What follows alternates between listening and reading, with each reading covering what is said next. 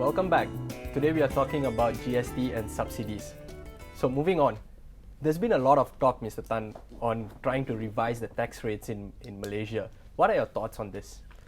I think with the implementation of GST, it's timely that the government has to revise the tax rate, income tax for personal and as well as for corporate tax. But on this note, more on personal income tax.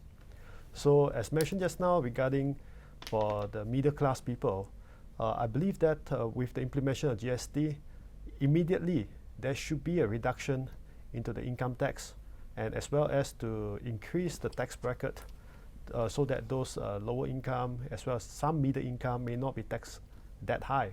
So the question now is that the implementation for the reduction actually is proposed to come into effect in 2016. So, but GST is going to come in 2015. So this is something the government has to look at. Perhaps that it should be simultaneously 2015 for the tax reduction. And on that note as well, as to add on, the things that has been excluded from the implementation of GST, I believe that the types of goods has to be widened. Currently, it's only some essential items, and some are not clear.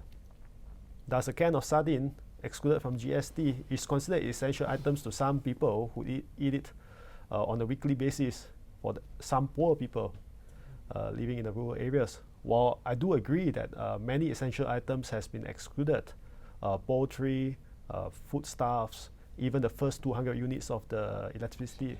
But then again, it should be widened to make sure that more things are excluded so that the middle class income and the lower class income people are not burdened from this exercise.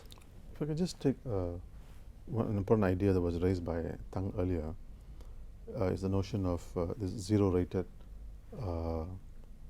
and provide more support for the middle class and lower classes. Though I think it's a misnomer, especially in relation to zero-rated tax. Though, what does it really mean? Though? Now, if you look at the government says in the budget speech, the Prime Minister said that there'll be no GST for rice, for health services, for education, and so on and so forth.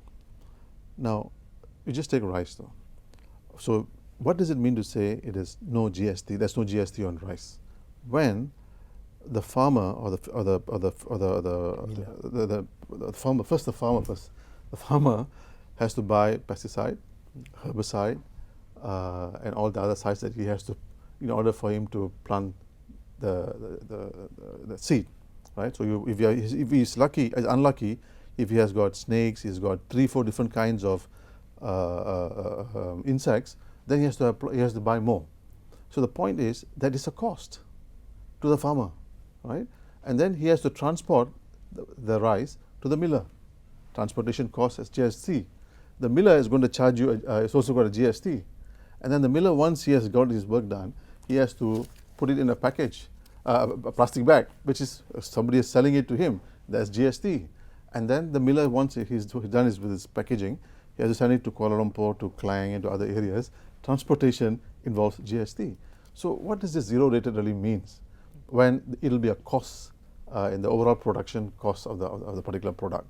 Now the same thing applies to healthcare.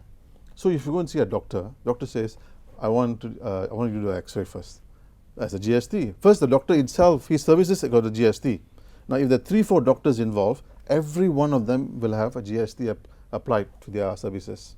Then you go for your CT scan. The first X-ray says you can't figure your problem out. You go do a CT scan. After CT scan, you do an MRI, and every one of them has got GST applied to them.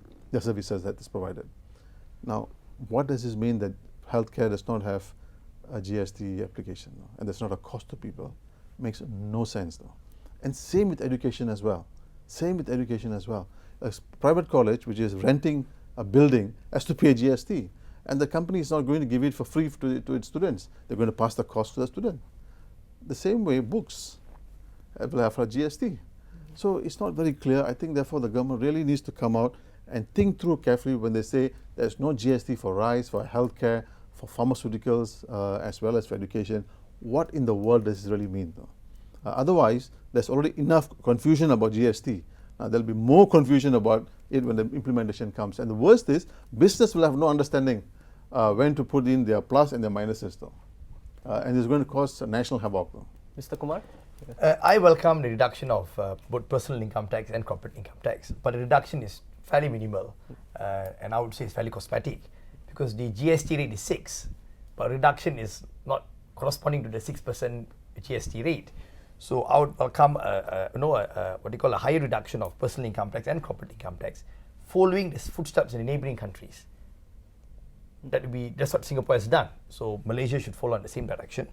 And but commenting on YB Charles' comment on standard rated, I share his view that although there is no so-called GST on healthcare services, educational services, the service provider who has already borne the input tax earlier would pass it on to the consumers.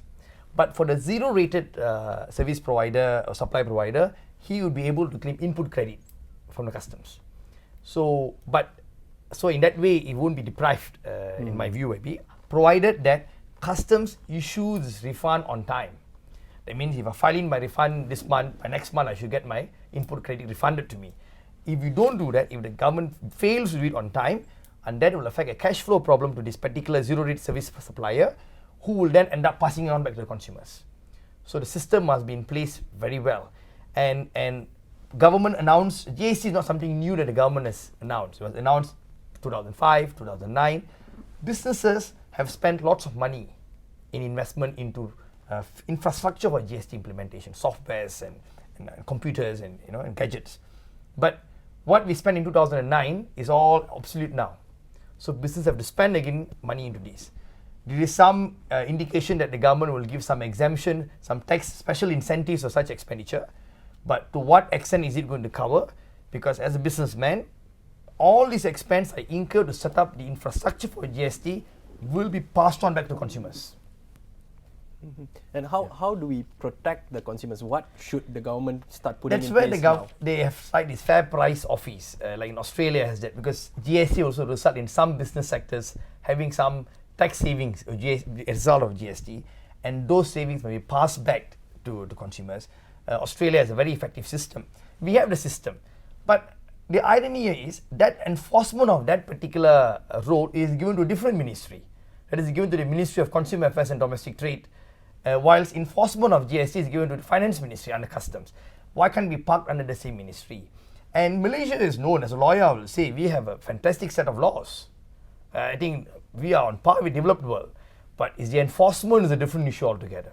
So there's no point of passing all this legislation and assuring taxpayers that there will be credit on time, input credit will be given to you on time, your savings will be passed back to you on time, but if there are no proper mechanisms to be placed. If I may give you an example from the 2009 GST bill, and which I now understand will be withdrawn and new will be tabled.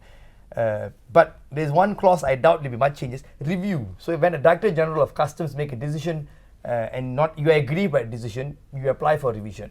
And he's supposed to review within 60 days and revert to you. Fine, 60 days is a good time, fair time frame. But they add a few more words, or whenever it is practical. Mm-hmm. That means you won't be doing within 60 days. If 60 days, 60 days. You cannot go and give a loose-ended provision or whenever it is practical and all that. So 60 or 90 days, make up your mind. So that it is certainty for taxpayers. So we know what we're getting into. Hold that thought. Just to add on, I think at the moment 160 countries has implemented GST or some kind of tax similar to that. I believe that our country, Malaysia, can learn from them through the laws that enacted in those countries. So I think there's a lot of technicalities that need to be sorted out before implementation of that particular act for the GST next year, on 2015. In fact, one of the acts to be tabled also will be the Anti-Profiteering Act. So those are the things that we have to look at, the mechanism. And I do agree that there should be a one-stop center, enforcement side together, the collection, enforcement, technicalities, everything all sorted out by one side, not different ministry. There's no point splitting two. End up two ministries will just go head on into some technicalities that don't benefit the people. And on that note, while we take a break to sip on our coffee, when we return, the 37.6 billion ringgit question.